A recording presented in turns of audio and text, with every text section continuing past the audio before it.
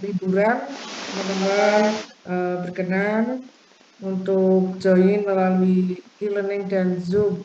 Jadi Bu Sulis mohon maaf sekali ya, kemarin itu nggak bisa menolak kalau sudah di informasi rapat di universitas juga di fakultas ya.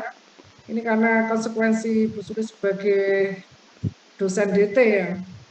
Sehingga sekali lagi mohon maaf pada teman-teman semuanya, Bu Sulis izin meminjam waktu liburan kalian untuk join melalui Zoom pada pertemuan ke-14 ini ya. Bu Sulis izin sampaikan, suaranya Bu Sulis bisa diterima ya, bisa didengar dengan jelas.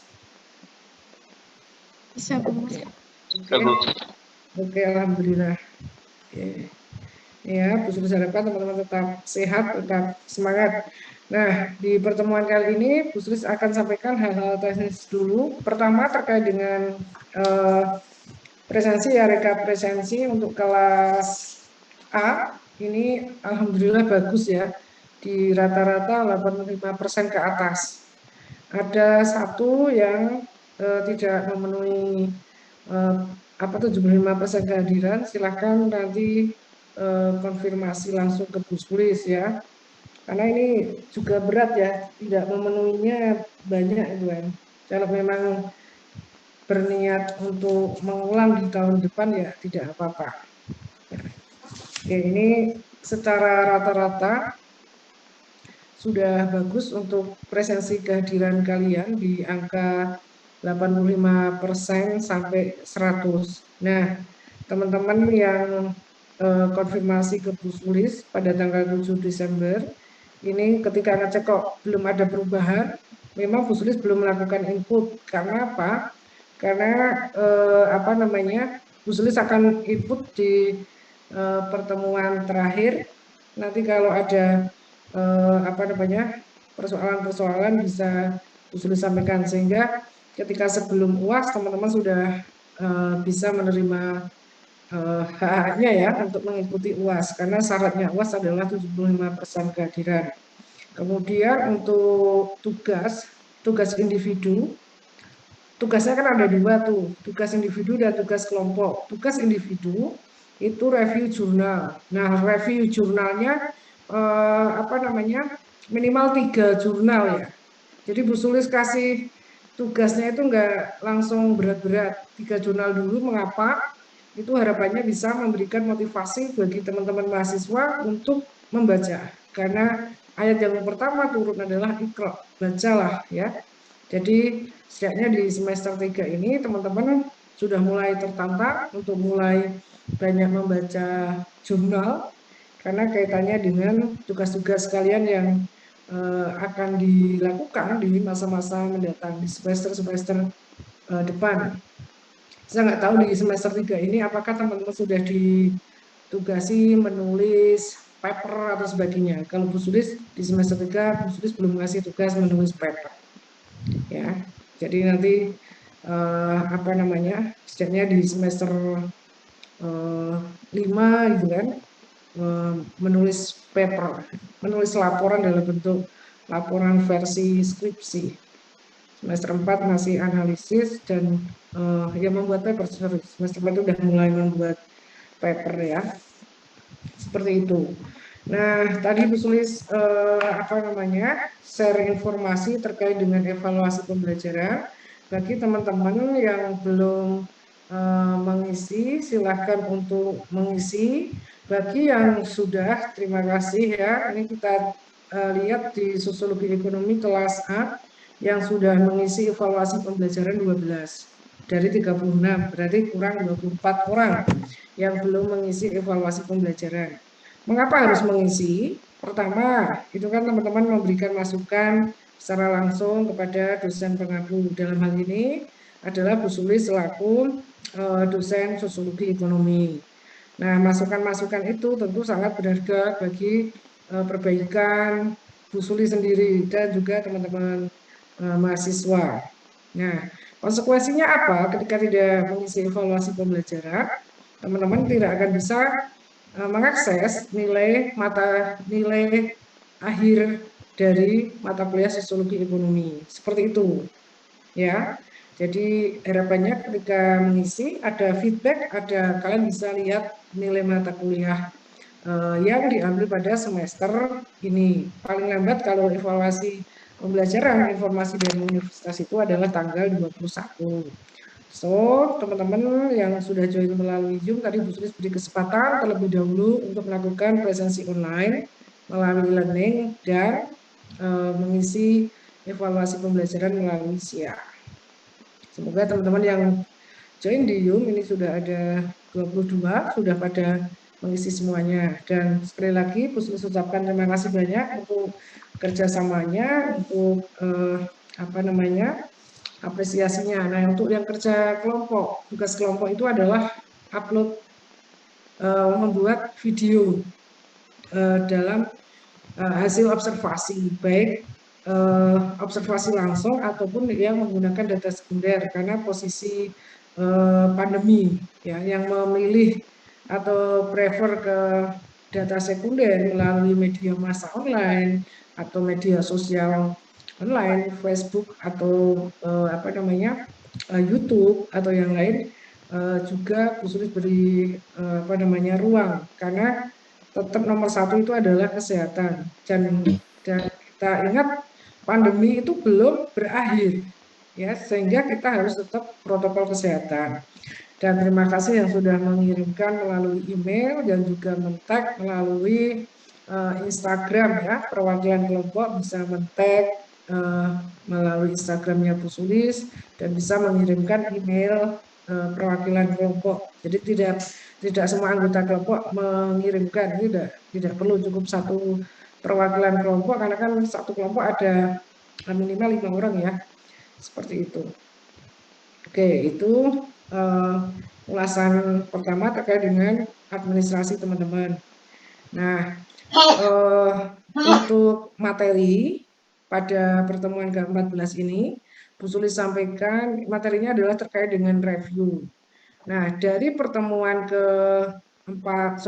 pertemuan pertama sampai pertemuan terakhir, ya, hari ini, adakah materi-materi yang belum terserap, belum belum dipahami secara detail? Nanti teman-teman bisa menyampaikan ke Bu Sulis langsung melalui raise hand dan menyampaikan melalui langsung lewat Zoom, bisa juga melalui chat Zoom, termasuk masukan-masukan kalau memang ada yang sebaiknya sudah diberikan di evaluasi pembelajaran, itu bagus. Kalau mau menyampaikan secara langsung juga Bu Sulis terima dengan senang hati, ya. Itu teman-teman, Bu Sulis dalam evaluasi atau review materi pertemuan sosiologi ekonomi dari pertemuan pertama sampai pertemuan ke-14 itu, kalau di packaging, ya, dikemas itu harapannya dapat, ya, capaian pembelajarannya itu pertama harapannya teman-teman bisa memahami kajian sosiologi ekonomi, kemudian bisa memetakan persoalan kajian sosiologi ekonomi pada aktivitas yang terjadi di masyarakat. Yang ketiga adalah memberikan solusi bagi persoalan yang terkait dengan sosiologi ekonomi dan tentunya bisa menerapkan dan mengembangkan berpikir secara logis, kritis, sistematis, dan inovatif dalam rangka implementasi kajian sosiologi ekonomi. Nah, itu 4 capaian pembelajaran. Nah, apakah teman-teman dari 4 capaian pembelajaran itu dirasa sudah memenuhi atau belum? Sebentar, ini ada azan, Bu Sulis off dulu, ya. Teman-teman bisa menuliskan di chat Zoom.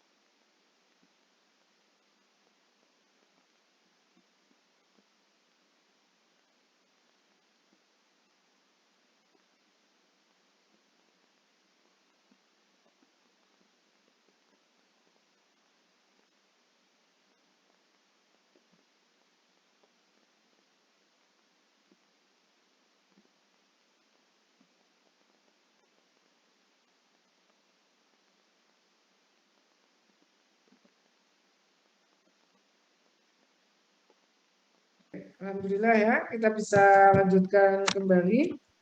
Eh, ini tadi Bu Sulis selama azan ini menyampaikan teman-teman selama pembelajaran pertemuan 1 sampai pertemuan ke-14 ya, karena pertemuan 11 sampai 13 itu adalah teman-teman diberi ruang untuk melakukan observasi. Nah, observasi secara berkelompok, baik yang secara luring atau langsung ataupun yang secara daring. Daring dalam artian teman-teman menggunakan media sosial atau media massa secara online karena situasi pandemi.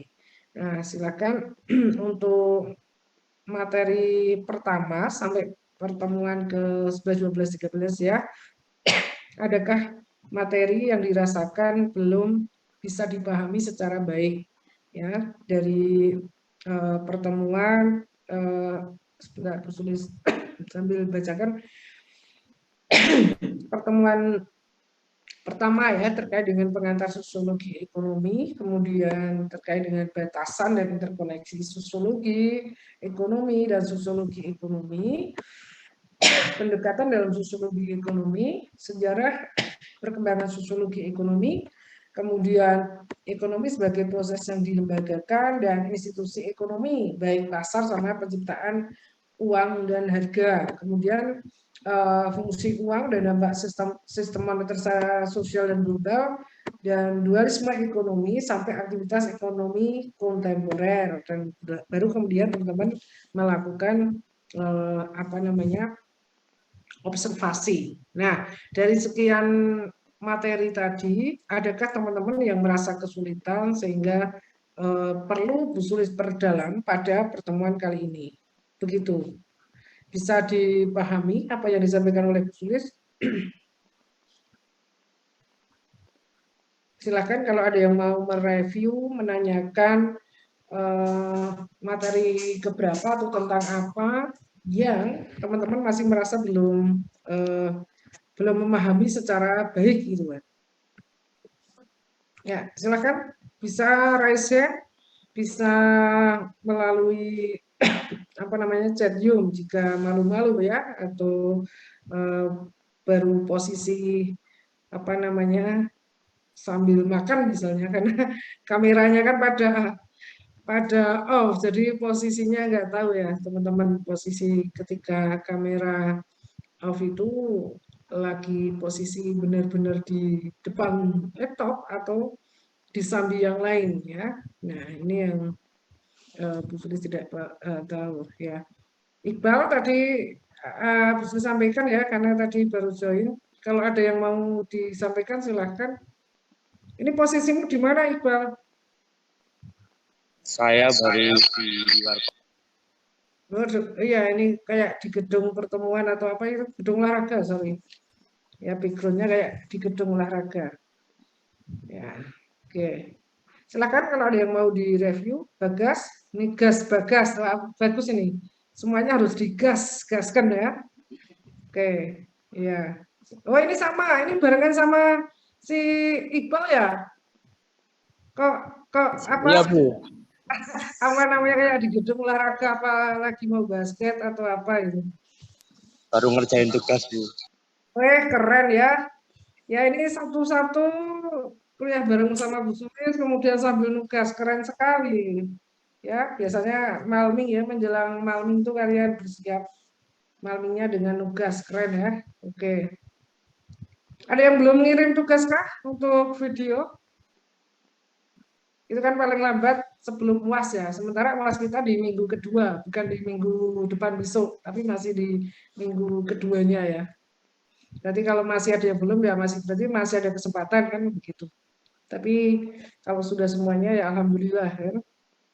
Gitu. Ada yang mau dikonfirmasi dulu terkait dengan tugas individu atau tugas kelompok sebelum teman-teman mereview atau menanyakan materi yang belum bisa dipahami dengan baik.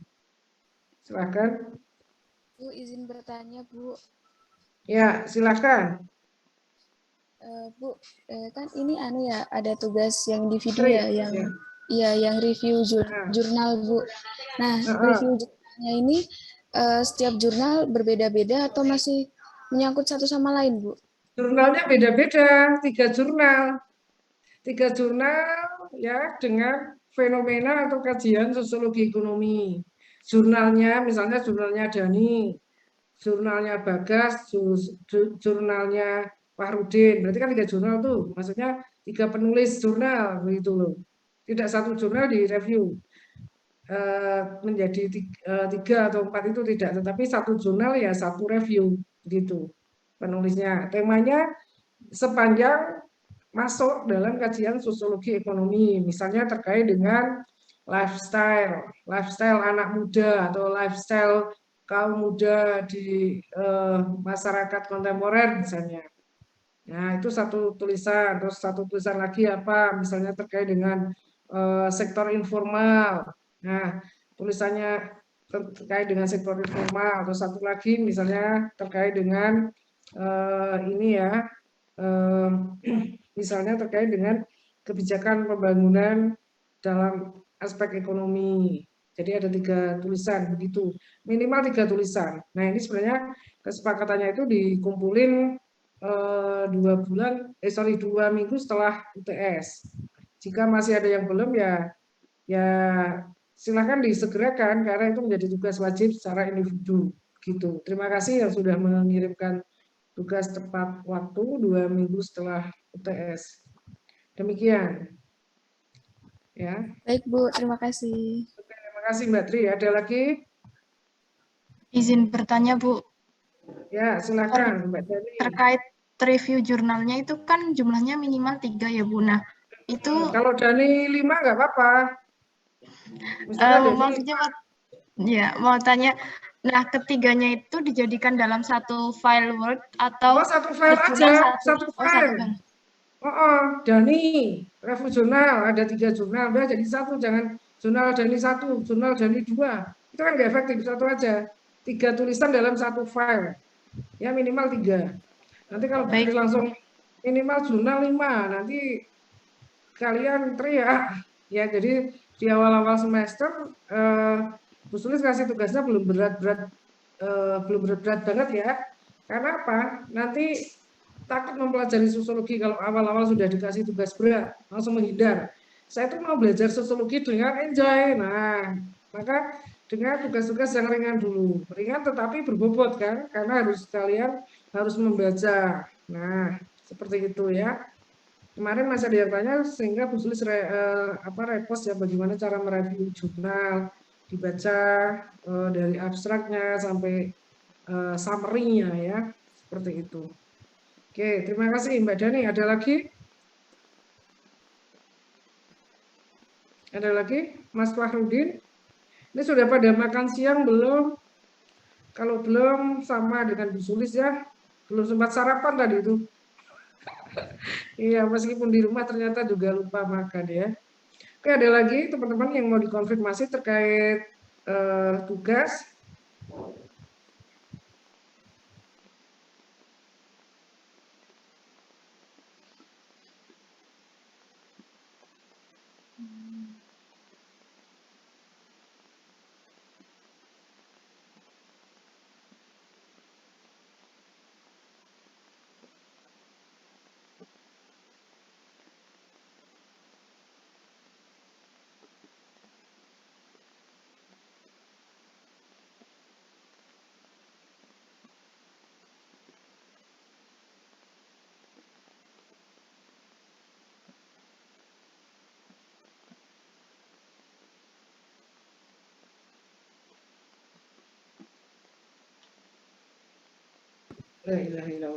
Oke, silakan teman-teman.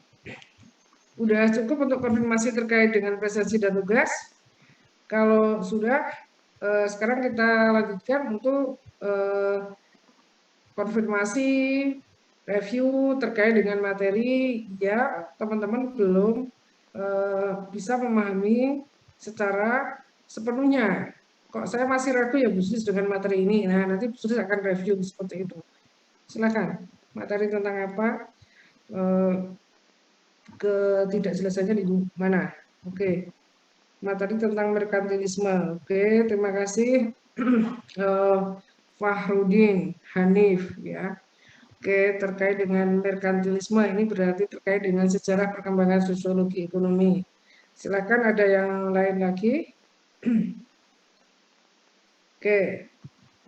Ya, Bu Sulis akan review terkait dengan sejarah perkembangan sosiologi ekonomi. Ini sejarah perkembangan sosiologi ekonomi itu kita bahas di pertemuan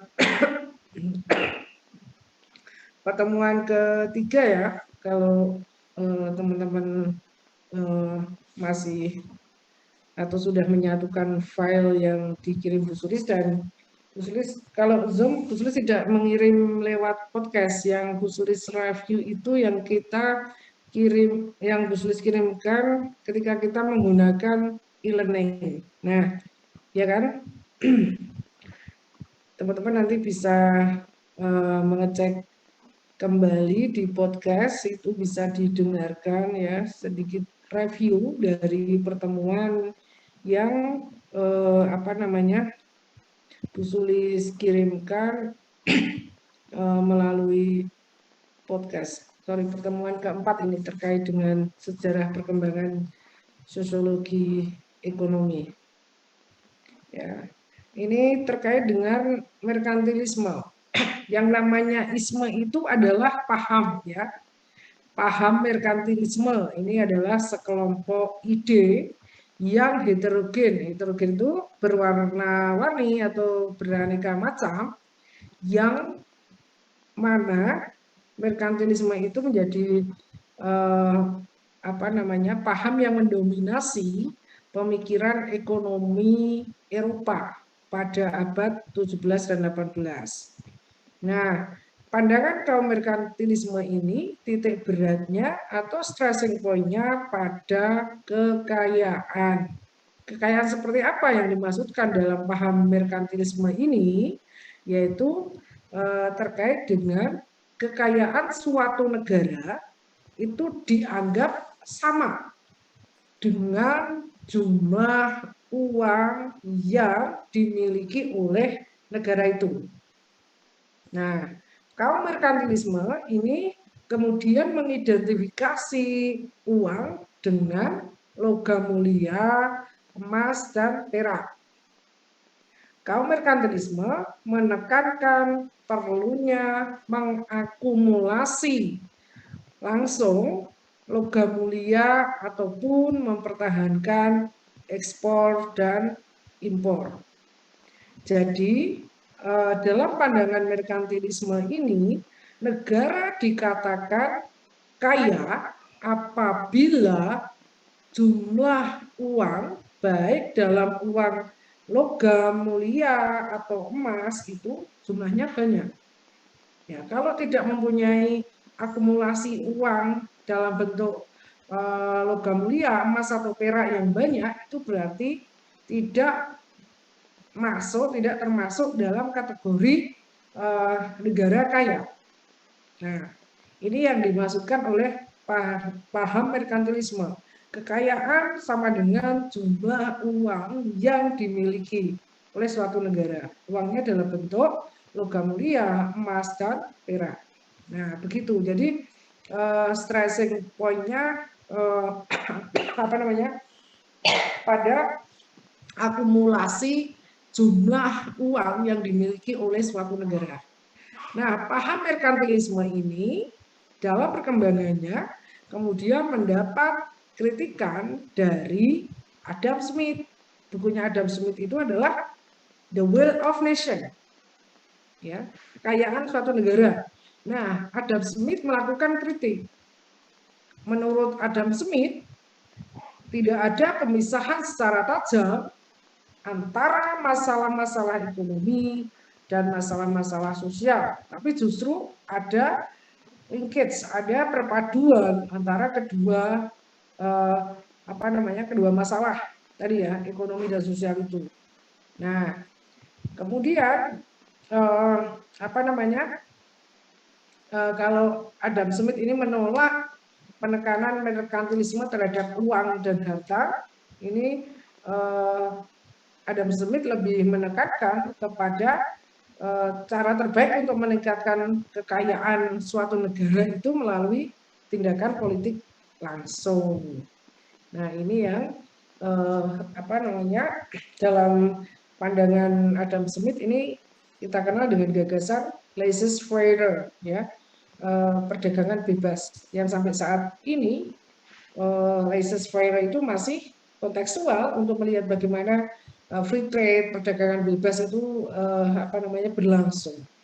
Demikian Mas Fahrudin, review dari Bu Sulis, bisa diterima, bisa dipahami. Baik Bu, terima kasih. Oke, terima kasih Mas Fahrudin. Ada lagi? Iqbal? Ada yang mau disampaikan lagi? Silakan, materi terkait apa lagi?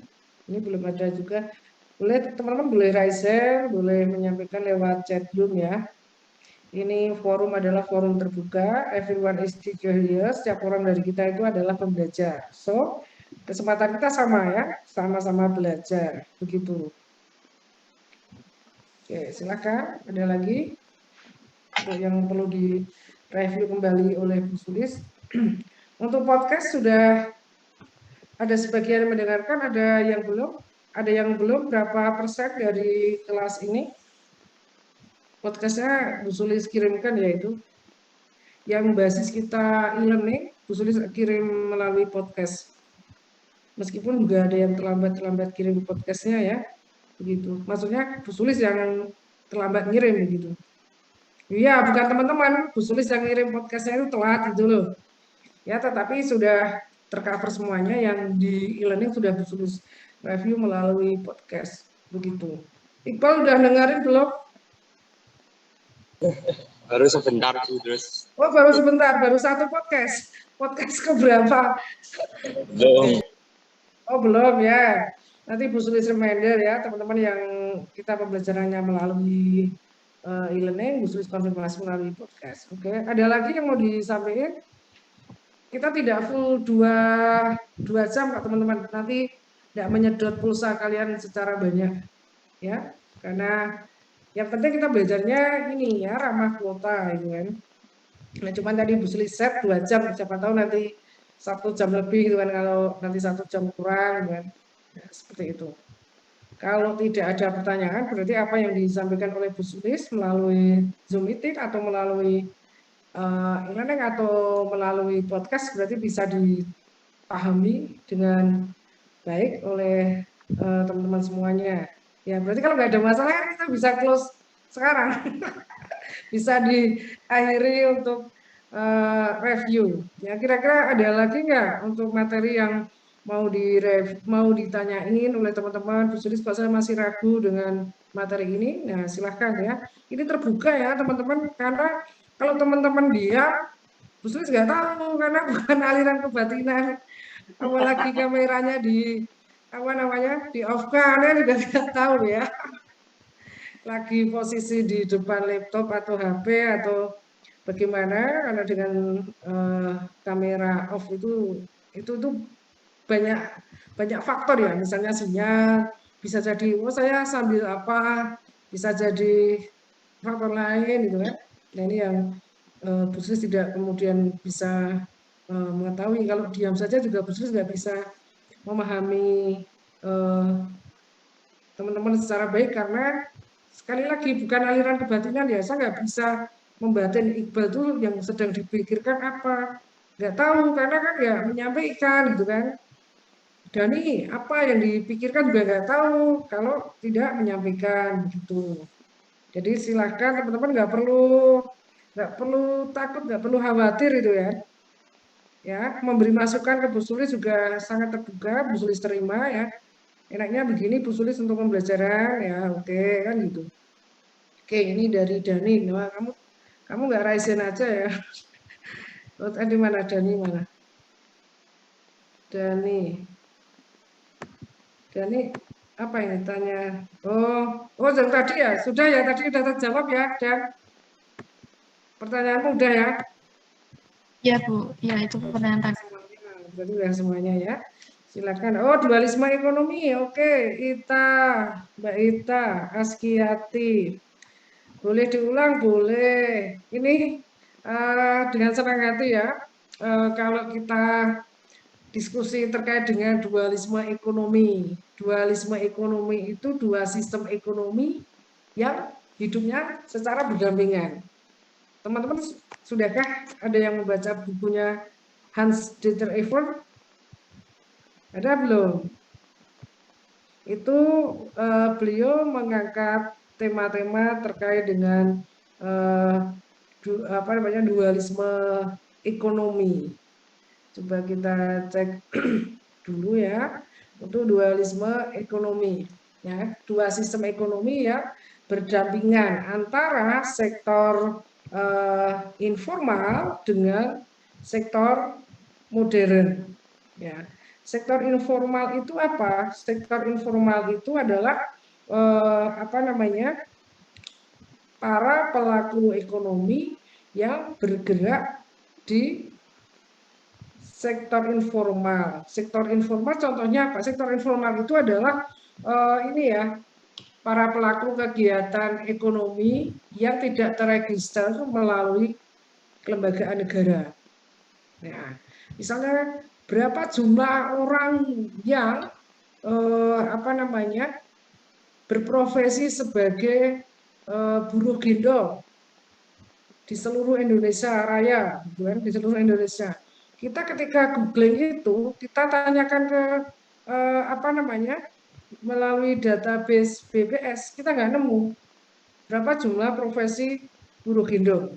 Ini Bu Sulis kasih contoh sebagai representasi dari sektor informal, ya. Jadi dua sistem ekonomi yang berdampingan, hidup berdampingan antara sektor ekonomi prakapitalis atau subsistensi dengan ekonomi kapitalis atau ekonomi modern. Nah, contoh dari dualisme ekonomi itu sendiri adalah sektor informal.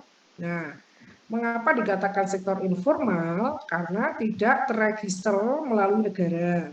Kedua, orientasinya bukan profit.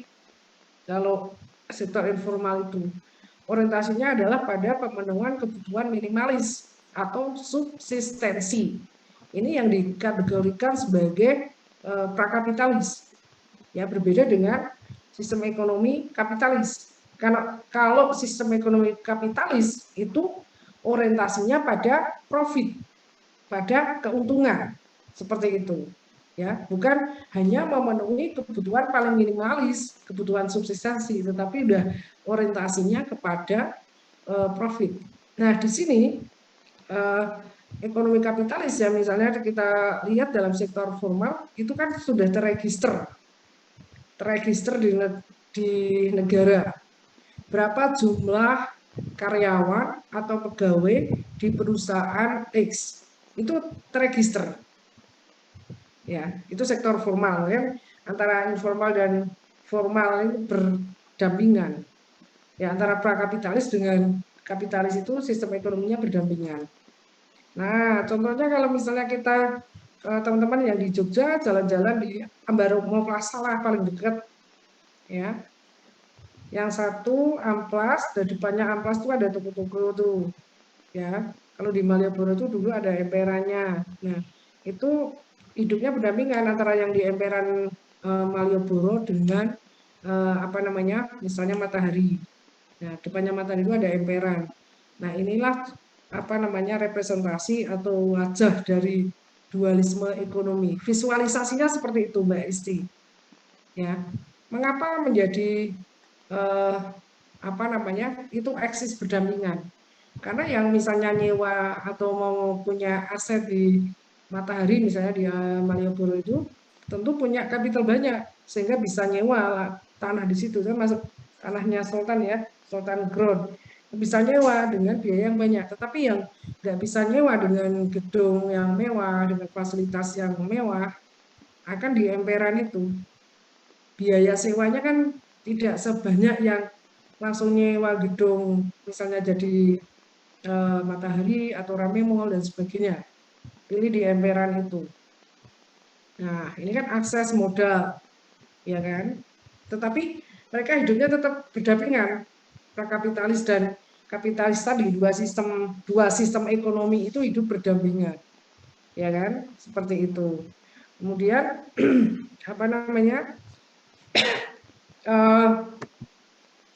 ini teman-teman juga, ini bukunya buku jadul ya, terkait risetnya Buche ya, tentang dualisme ekonomi, dua sistem ekonomi yang berbeda dan berdampingan secara kuat. Ini dua sistem ekonomi tersebut merupakan sistem ekonomi transisi di mana sifat dan ciri-ciri yang lama makin melemah dan yang baru makin menguat, melainkan keduanya sama kuat dan jauh berbeda. Visualisasi yang Bu Sri sampaikan tadi bisa dipahami oleh Mbak Isti dan teman-teman. Jadi dualisme ekonomi itu berjalan berdampingan dengan dinamikanya masing-masing. Ya. Dalam dualisme ekonomi itu sendiri, sektor modern lebih canggih dan cepat bergerak daripada sektor tradisional yang statis dan marginal. Oke, kalau dari bukunya Hans Dieter Ever itu, ya teman-teman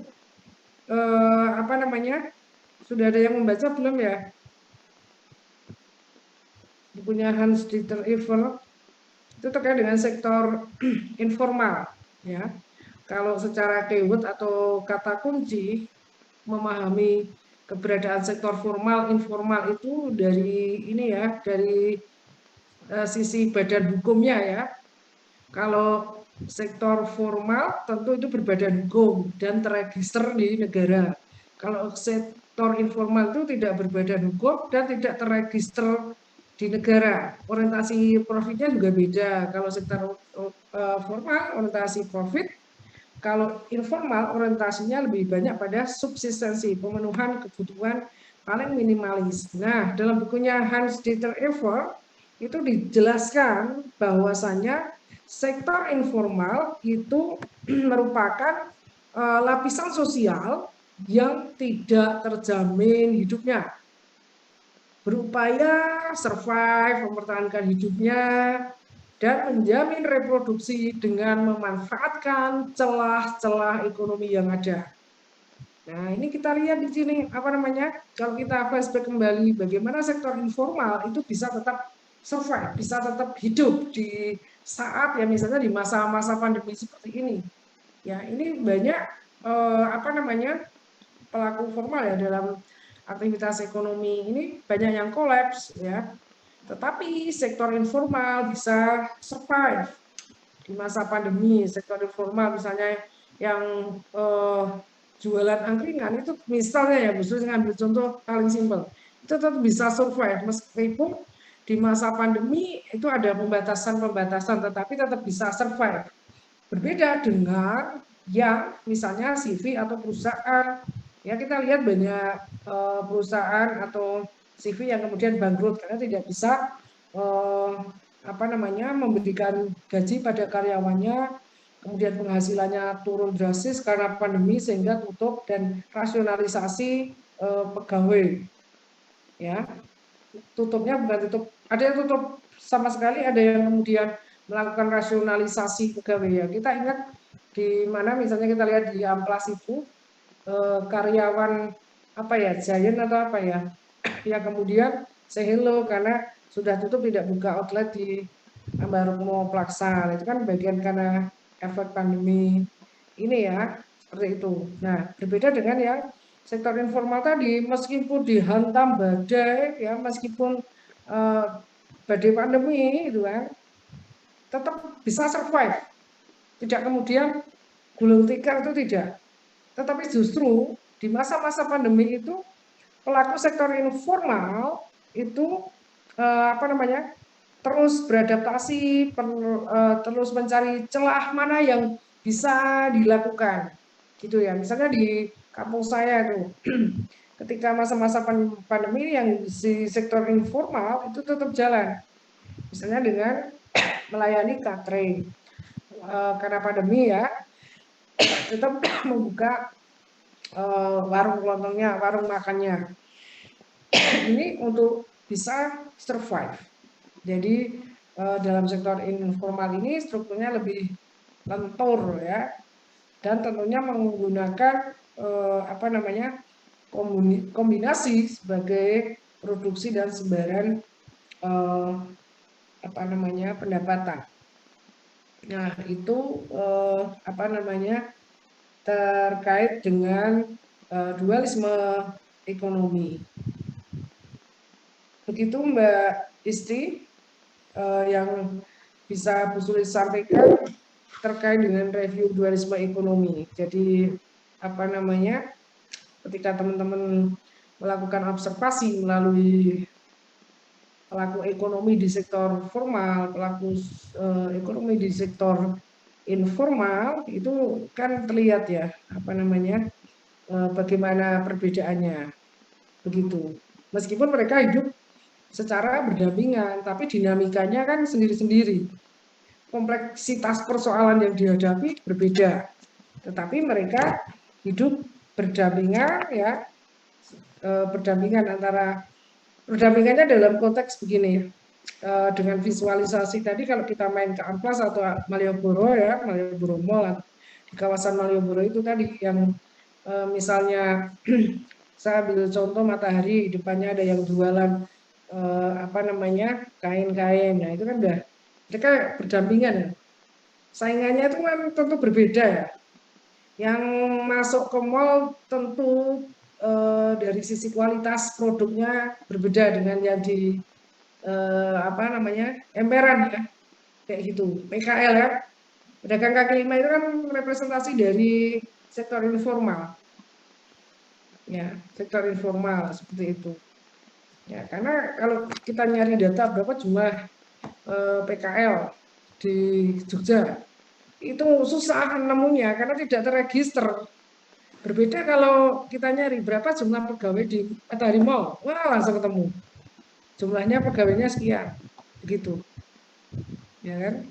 Nah, bisa diterima Mbak Ita, kalau Mbak Isti. Mbak Ita, maaf ya, salah sebut.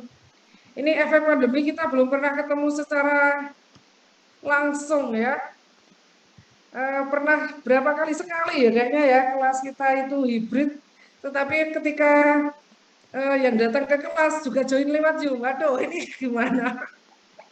Ya, ketemu Mbak Dani itu sekali Bu, ya, di Interactive Center itu, ya, karena panitia. Oke, ada lagi? Terima kasih Mbak Ita, bisa dipahami? Ya Bu, terima kasih atas penjelasannya Bu. Ya, sama-sama. Ada lagi? Bisa raise hand, bisa menuliskan di chat ya, chat room. Silakan. Ini dengan senang hati ya, Bu Sulis menyampaikan review jika masih ada kekurangan dan sebagainya bisa disampaikan. Ada lagi materi yang masih meragukan untuk dipahami? Mbak Ita mana ini rumahnya? Saya asli Batam. Oh, Batam, oke. Dani mana Dan? Lupa. Kebumen, Bu. Oh, Kebumen, tapi lama di Jogja juga ya? Iya. Iya, Bu. Ya, mau kita ketemu secara PTM, secara tatap muka, ternyata datangnya lewat Zoom juga. Aduh, sampai itu yang ya. Oh, sinyal iki mlebu metu. Maulana, nggak apa-apa. Ya, sinyalnya keluar masuk nggak apa-apa. Ya, dimaklumi. Ini posisi Maulana Jodi di mana? Ya, nggak apa-apa. Nggak apa-apa, Jodi. Meskipun sinyalnya timbul tenggelam, yang penting e-learningnya sudah presensi ya. Teman-teman yang tidak bisa join Zoom karena sinyal, dimaklumi ya. Karena mungkin posisi sinyalnya susah ya. Oke. Ada lagi? Nggak apa-apa ya, Jodi. Aman. Yang penting udah presensi online. Oke, ada lagi yang mau dalami lebih lanjut terkait dengan materi sosiologi ekonomi. Untuk ujian ya teman-teman bisa membaca materi pertama sampai terakhir ya, dari yang kalian lakukan, yang kalian terima dari pertemuan pertama sampai kalian observasi itu ya, seperti itu. Soalnya nggak banyak, paling 5 ya. Dan kita ujiannya di minggu kedua. Jadi kan mulai tanggal 20 sampai 31 ya. Ya kan? 20 sampai 31 Desember. Jadwal kalian berarti karena agak maju nanti karena Desembernya hanya 31 sementara Jumatnya kan nggak sampai 31 ya. Nanti hari Rabu ya jadwal kalian di tanggal 31 Desember itu ya. Sambil Bu Sulis cek di kalender karena jadwal kalian itu Jumat. Nah, Jumatnya itu pas ya. Friday, pas 31 itu ya. Ternyata pas. Nah, sesuai jadwal kita di tanggal 31, bukan di tanggal 24. Bukan di tanggal 24 Desember. Jadi Bu Sulis beri kesempatan teman-teman untuk bisa prepare lebih rileks gitu kan, untuk ujian sosiologi ekonomi diambil di 31 Desember. Mau open book, tadi di kelas B lupa menanyakan, mau open book, mau lesan. Kalau lesan kita lewat Zoom, jadi ditanyain satu persatu urut presensi satu-satu, ketemu lewat Zoom atau ketemu langsung. Nanti misalnya Bu Sulis saya menghendaki ujian lesan di kampus ya, Bu Sulis insya Allah tiap hari ke kampus ya, kecuali ada tugas itu baru nggak ke kampus. Nah, ini ada nggak yang mau menghendaki lesan ketemu langsung dengan Bu Sulis, berarti ketemu satu-satu di ruangan Bu Sulis ya, di ruangan Bu Sulis itu tanyain langsung gitu kan. 5 menitan paling per orang. 5-10 menit. Nah, itu kalau mau lesan secara PTM. Kalau mau lesan secara Zoom ya nanti masuk Zoom-nya satu-satu. Begitu. Atau kalau tertulis ya seperti biasanya Bu Sulis kirim lewat lewat e-learning ya.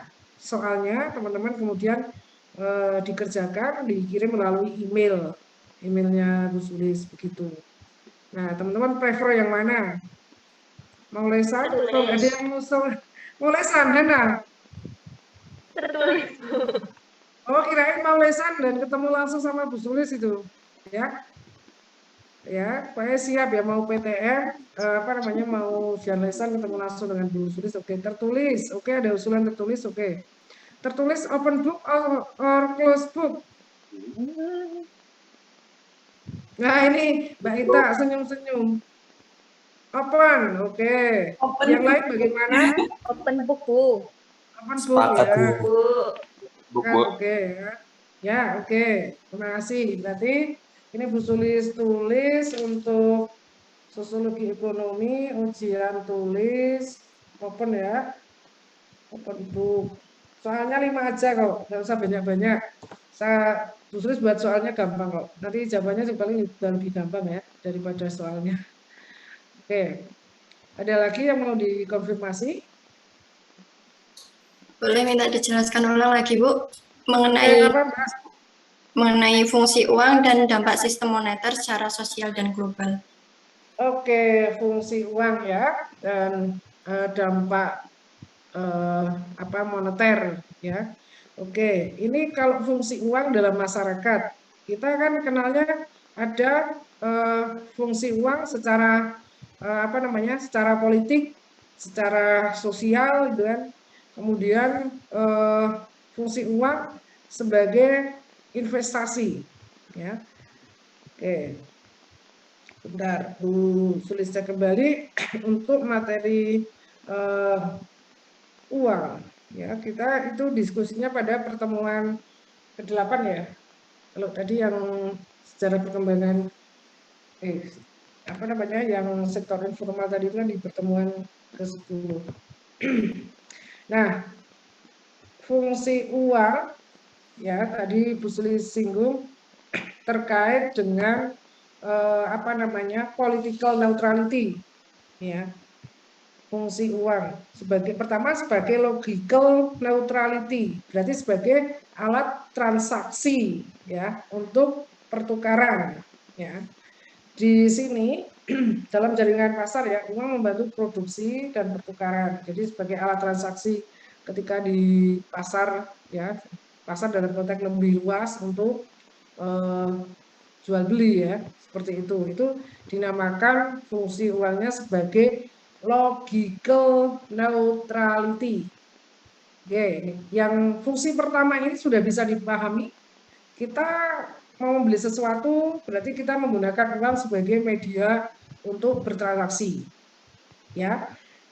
Media transaksinya bisa melalui transfer, bisa melalui COD. Kalau kita lihat e-commerce itu ya, kita teman-teman belanja lewat Shopee, kalau yang langsung ya kita langsung bayar cash ya. Misalnya ke pasar pasar tradisional atau ke hipermarket atau yang lain ya.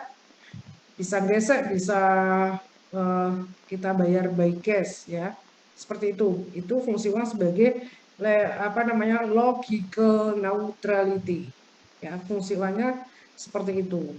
Oke, Mbak Ita bisa lanjut dan teman-teman. Pertama itu logical neutrality, uang sebagai alat transaksi pembayaran. Yang kedua, uang sebagai political neutrality. Political neutrality itu mencerminkan struktur hubungan antara uang dan organisasi kekuasaan. Siapa menguasai apa? Nah, di situ uang menjadi alat kepentingan, menjadi alat untuk kekuasaan. Ya, political neutrality. Political neutrality ini fungsi kedua dari uang. Ya, kalau kita lihat di sini, ya dalam konteks lebih luas, tadi pertama logical neutrality, yang kedua political neutrality. Political neutrality itu relasinya dengan kekuasaan. Nah, kita lihat misalnya terkait dengan uang itu menjadi media kekuasaan untuk mendapatkan sebuah jabatan misalnya based on money, ada kepentingan politik di situ, mau menjadi anggota DPR misalnya, itu kalau misalnya menggunakan uang kan untuk kampanye tuh, untuk kampanye itu habis banyak kan untuk mengkampanyekan program-programnya itu kan.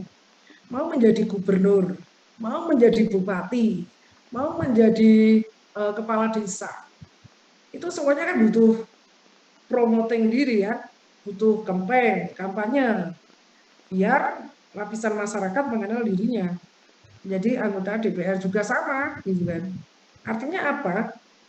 Dalam konteks uang dan kekuasaan, ya political neutrality itu uang menjadi kepentingan politik.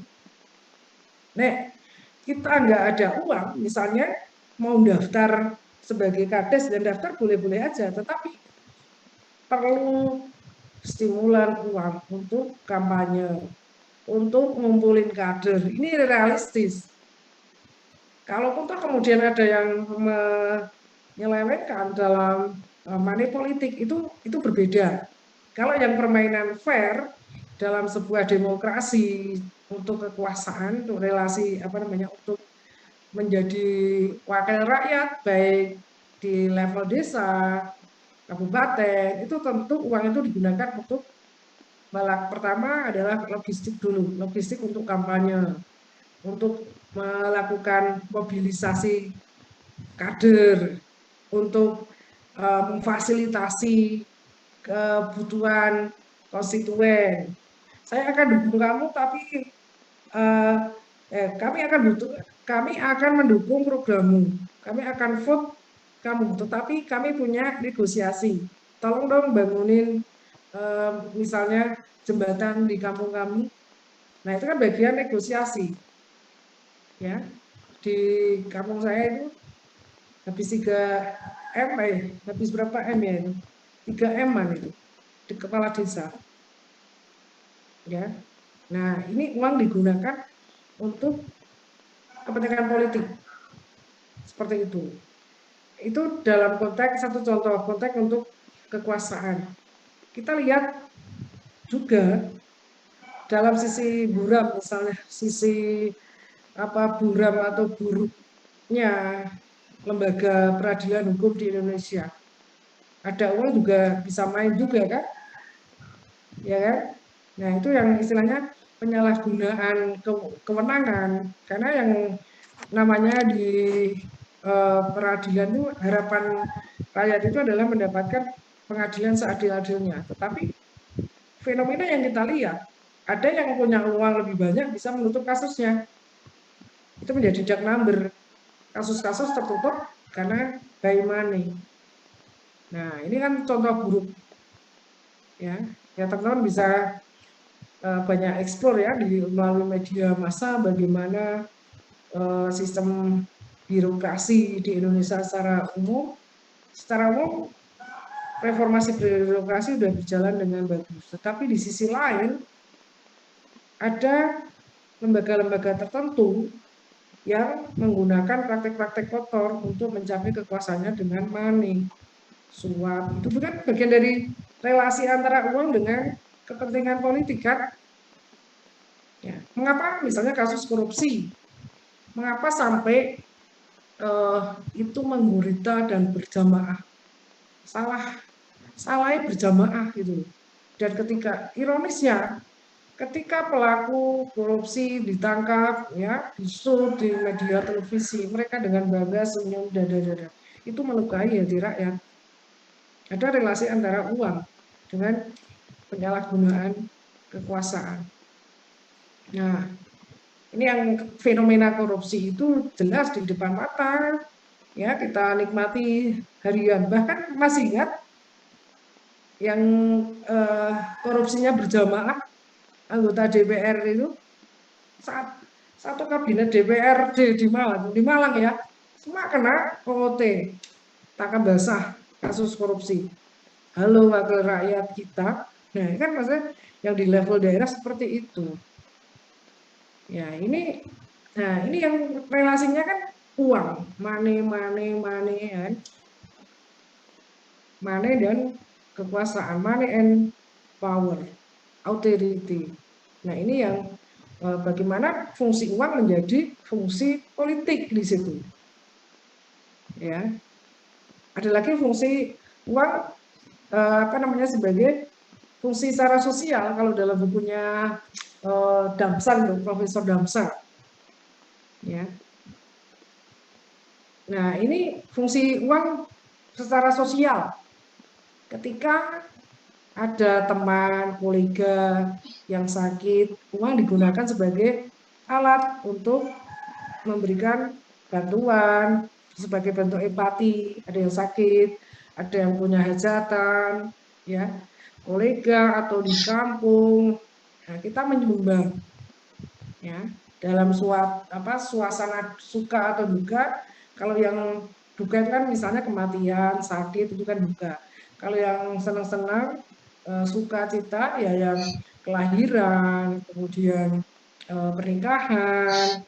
Nah, kita di masyarakat kita biasanya akan merepresentasikan dalam bentuk uang tadi untuk menyumbang. Jadi ini di sini fungsinya fungsi uang secara sosial. Begitu. Nah, ini representasi terkait dengan fungsi uang.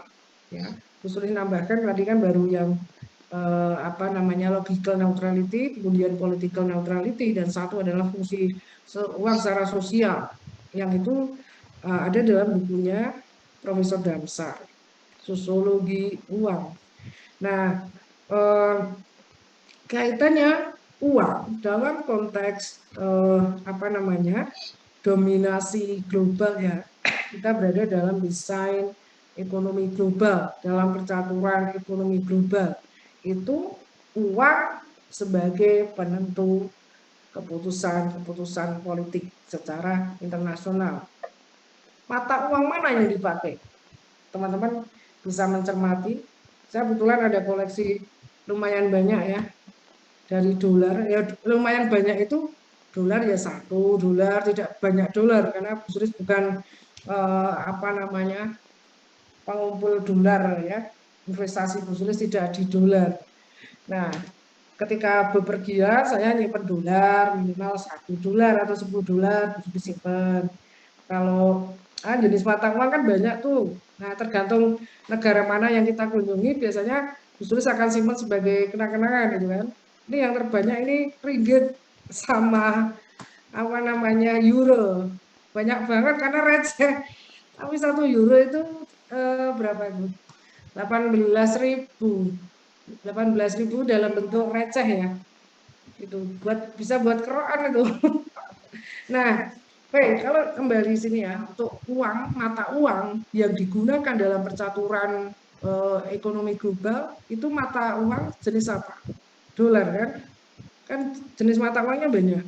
Apakah dolar, apakah euro, apakah ringgit atau rupiah? Kalau dilihat, ya, dengan posisi jumlah negara di dunia itu ada 200-an berapa? 200 berapa? 200 sekian jumlah negara di dunia ini yang menjadi dominan mata uangnya, mata uang apa? Rupiah atau dolar? Dolar, Bu. Nah, mengapa dolar dipilih? Mengapa? Dolar itu representasi siapa? Amerika, iya kan? Amerika itu siapa? Nah, ini kan semakin panjang kalau kita mencoba menganalisis secara lebih kritis lagi. Amerika adalah salah satu, kalau sebelum 91 kan dikatakan ada 2 negara adik kuasa, Amerika sama Rusia, tapi tahun 91 kan Soviet, ya, hancur dengan sistem komunismenya, ya. Kemudian tinggal 1, Amerika. Nah, sekarang trennya juga sudah mulai berubah, ya. Meskipun mata uang dolar itu masih menjadi dominan, yang adik kuasa lagi sudah berubah. Amerika versus China. China sekarang menduduki, kalau dari sisi aktivitas ekonomi global, China itu posisinya lebih, jadi equal dengan Amerika, ya, lebih perkembangan kalau kita lihat perkembangan ekonomi Cina itu sangat pesat, teman-teman. Nah, mata uang dolar itu menjadi representasi dari desain ekonomi global, karena itu ada dari salah satu negara yang punya otoritas untuk mengambil keputusan-keputusan politik, keputusan-keputusan ekonomi di level internasional. Nah, teman-teman, kalau kita pergi keliling dunia misalnya, bahwa dolar itu aman. Tetapi kalau kita keliling dunia dengan mata uang rupiah, nggak laku kecuali di negara-negara tertentu. Di Malaysia itu di titik-titik tertentu masih laku. Di Singapura di titik-titik tertentu juga masih laku rupiahnya. Kemudian di Arab itu pun titik-titik tertentu kalau kita mau belanja oleh Indonesia pakai rupiah. Nah, itu masih bisa dikonversi. Tapi secara umum ya, kalau misalnya kita ke Eropa pakai rupiah, udah nggak bisa, nggak laku. Ya kan? Tapi kalau kita pakai dolar, meskipun yang itu berlaku mata uang euro, ya kita ke Eropa misalnya, tapi kita bawa dolar tetap aman. Ya. Dan $1 konversinya berapa sekarang? 14.000. Iya kan? Kalau di $1 di negara tertentu nanti konversinya berapa lagi udah beda. Nah, kita di Indonesia $1 dikonversi menjadi 14.000, betul ya, nanti sambil dicek kalau Bu Suri salah. Di angka 14.000. Itu merepresentasikan apa? Betapa dolar menjadi dominan di situ. 14.000 kita baru dapat $1. Ya. Seperti itu. Ya, sedih ya. Terus juga gini, ada perlakuan istimewa terhadap uang dolar. Perlakuan istimewa dari kita ya. Mungkin kita merasa inferior. Dolar itu dilus-lus itu. Coba lihat mata uang rupiah kita, kertas. Dilakban, ditulisi, kena telak, tetap laku itu. Tapi rupiah ditulisi, dilakban, enggak laku. Gitu loh. Ini dari sisi perlakuan kita terhadap dolar aja udah memberikan keistimewaan gitu. Coba prihatin kan mata uang rupiah kita untuk alat transaksi dicoret-coret, misalnya I love you atau apalagi tanda tangan. Teman-teman pernah mendapat itu enggak? Ada yang dilakban, bening, bahkan lakbannya ada yang lakban ini apa namanya putih itu loh ya. Terus ada yang kena, saya pernah dapat soalnya, pernah yang dapat kayak gitu, pernah ada yang kena telek ayam itu ya, pernah, karena belanja terus kasih kembalian kayak gitu, itu masih laku. Coba dolar digituin, nggak laku. Euro apalagi ya, yang dengan apa namanya model kertas gitu kan. Nah ini karena kaitannya tadi dominasi dolar terhadap mata uang di negara lain. Ya. Ini mengapa misalnya hutang Indonesia itu konversinya kan dolar toh. Sekian dolar, US dollar, gitu kan. Kalau dikonversi berapa triliun rupiah gitu kan. Nah, ini yang apa namanya? Merefleksikan pada kita bahwasannya dolar itu menjadi representasi kepentingan negara kuat yang mendominasi untuk pengambilan keputusan baik di tingkat ekonomi, kemudian politik dan lain-lainnya. Ya, kalau ngomongin tentang hutang, ya berapa hutang Indonesia itu kan konversinya luar biasa ya kalau dengan US dollar. Nah, ini ya. Kemudian 60% penduduk dunia mengaminkan alat transaksi untuk apa namanya? Untuk tingkat global itu pakai dolar. Gitu. Ini yang bagian dari hegemoni uang dolar, dominasi uang dolar untuk menguasai transaksi atau aktivitas ekonomi global.